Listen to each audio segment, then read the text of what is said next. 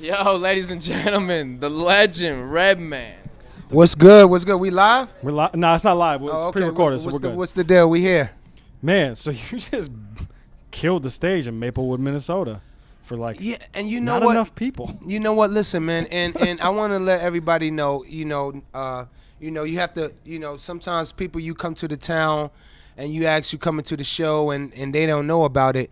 It don't matter, how many people was in the audience. The people that came tonight, they were live and they were loud and they had a good time. Like I said, just last night, we rocked 5,000 people, and tonight I'm rocking 200 people, if that. And it don't matter because it shows what kind of artist you are. Like I said on stage, I'm not a rapper, I'm an MC. And the MC controls the crowd, no matter the amount, and never get unconfident about the small size of the people in the audience. They still give 150%. That's what me and Meth believe in. So that was crazy because you started talking about shit on stage that I really wanted to ask you on a microphone. So you started answering shit. I'm like, stop it, no. Like how like how high too? I'm like, you got it, like. Yeah, it's. I mean, you said 85 to 95%. Yeah, so 85, probably gonna happen. Yeah, listen, man. After the first How High, I would immediately came out with a How High 2 the next year or two. But it's all politics. Now they coming to the ball game. They came to the front like, hey, we want to do this movie with y'all now, and it's being written. But me and Meth will not do it unless it's off the chain funny. If it's not funny, we're gonna leave How High as a classic and move on. Right, that's smart though. So, that's super smart. And you gotta get hits again so we can do I Need Money. Come on, have man. to. Hits already down. What do you like better, acting or music?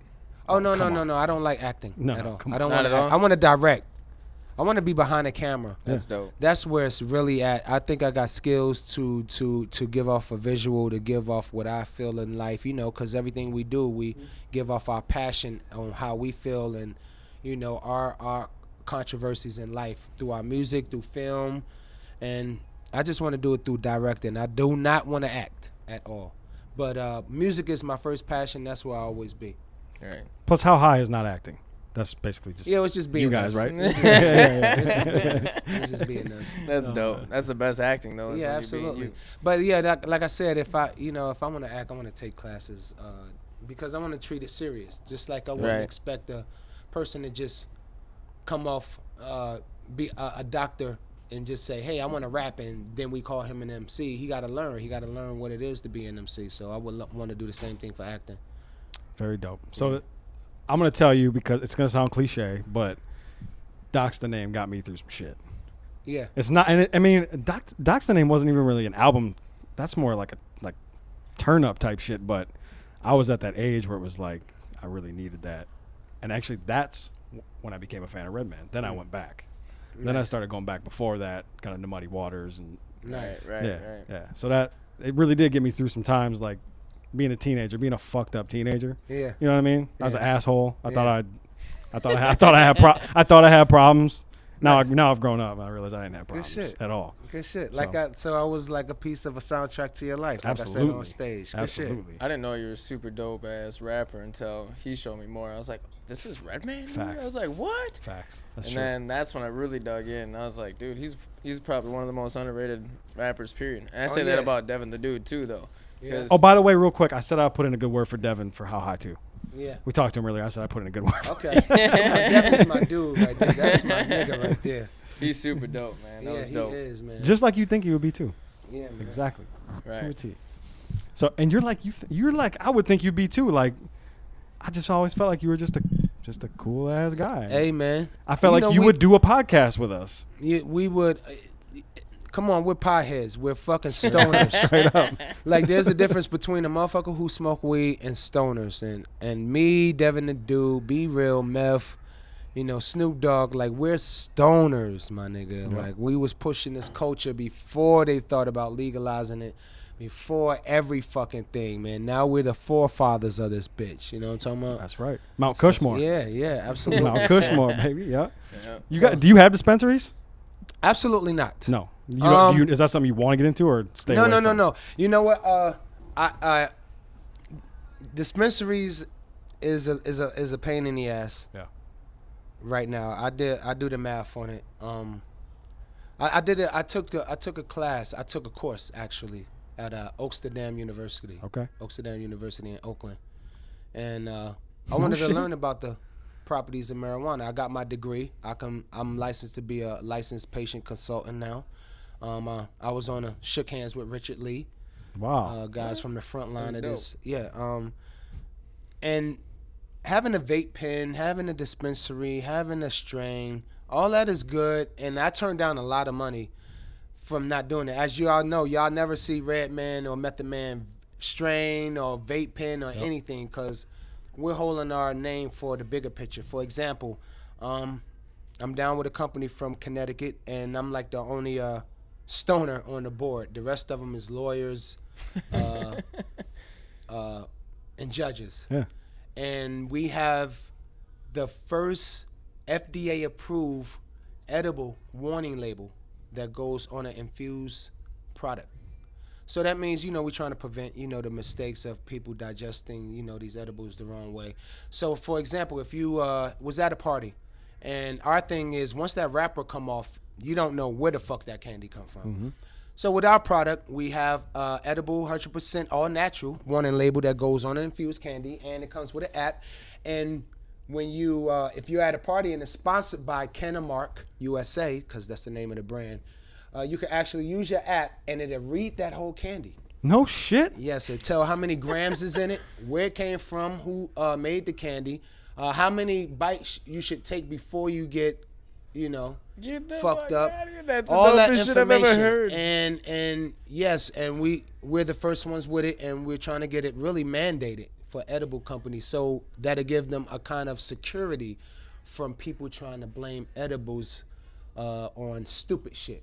Because that's all it takes. Right. It just takes one, like they tried to pull that shit in Colorado. Man shot, what did he do? Shot his wife or something because he was on edibles? Nah, that's not edibles. That's depression, nigga. Yeah. And they will try to do that, and we will not.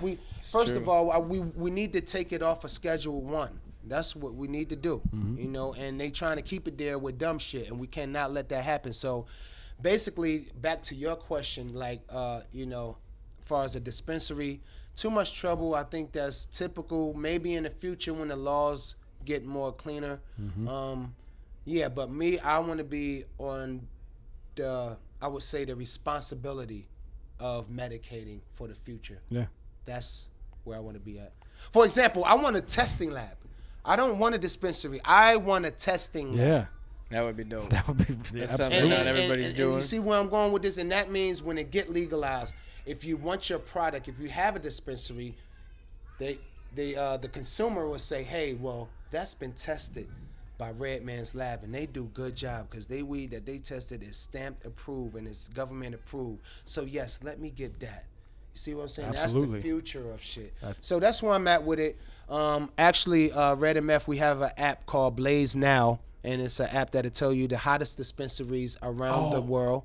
And other things too. Not I heard just you talk that. about that. I think it might have been Snoop's Yeah, absolutely. podcast. And we're getting into other properties of business and marijuana through that app. And we're working with Montel Williams, who is a very good friend of ours too, man. And he's a very big fucking marijuana advocate. Montel is I know he's an advocate. I didn't know you're friends with him. That's dope. So he's in the circle too. So that's the route we kind of going. Yo, he should run for president. Yes. That dude is a genius. He is. Some of his views on like policing, like police reform, like some of the most mind-blowing shit I've ever heard. Yeah. The dude is a genius. And he sounds like Obama too, which is funny. And I'm going to tell you, he's the coolest. Yeah. Serious? I mean, he do not play no games. I mean, the type of dude that to say, if they say I can't go this high, I'm catching a helicopter and go higher than everybody and say, fuck everybody. That's how he talks. Yeah. Absolutely. And that's his mind frame, and that's why I can see, how he do good business. Yeah. Right. I think that's smart because, right, like you said, is the dispensaries and getting in, it's still a hassle. That's right. I mean, there's even spots where it's legal, you're still getting raided by the feds and shit all the time. I hear about it all the time. Mm-hmm. I watched that show on Vice. What was it? Weedakit. and they talk about that shit. If you've never seen that, you should watch it. It's amazing. Okay. And what is it called? It's called Weedakit. Weedakit? Somebody tell me about that. Yeah, it's on Vice. Yeah. Very, very good show. And they talk that. about a lot of that shit. Yeah. And like depression and like how weed is so good for like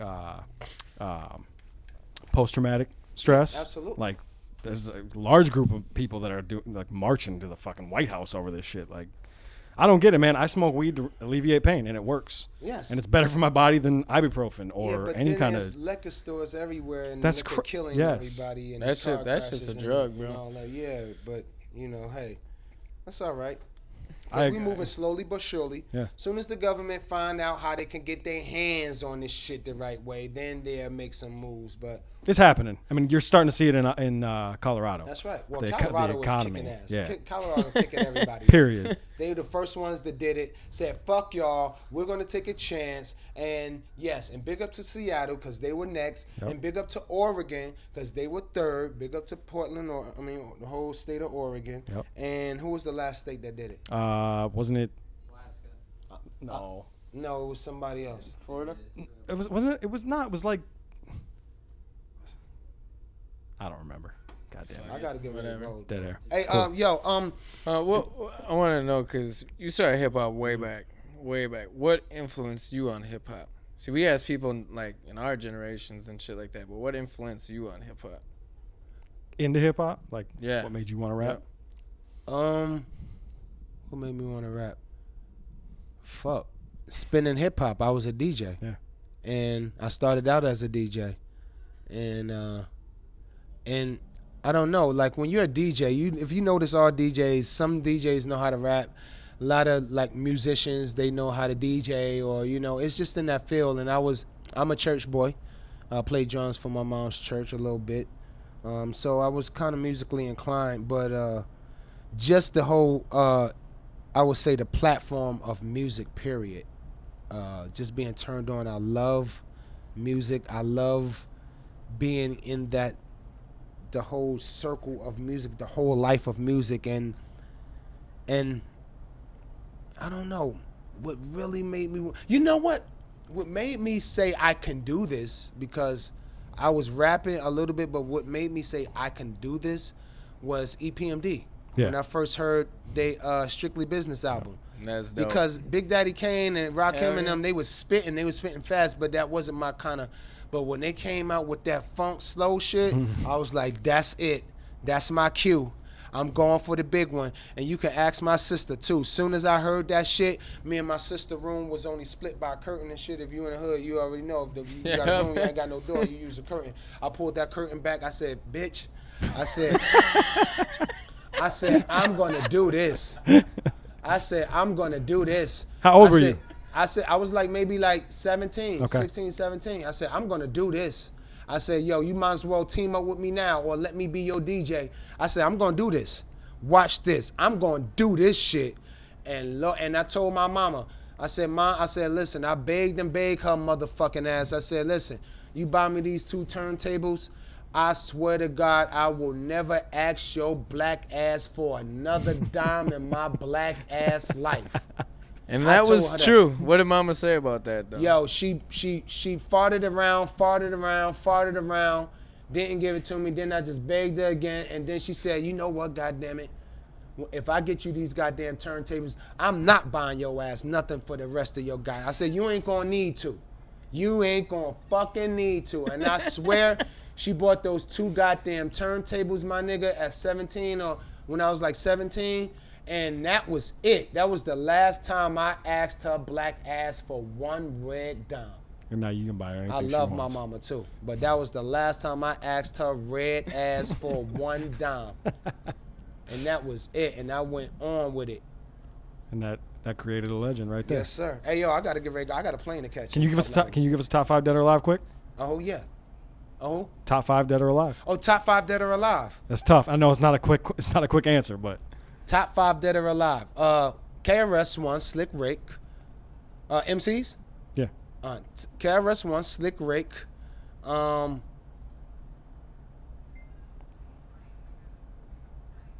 KRS-One, Slick Rick.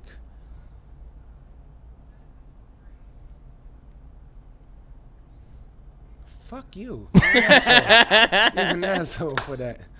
KRS-One, Slick Rick. Who's my Redman. my Redman, mentor, Redman. Ice Cube. Okay. That's dope.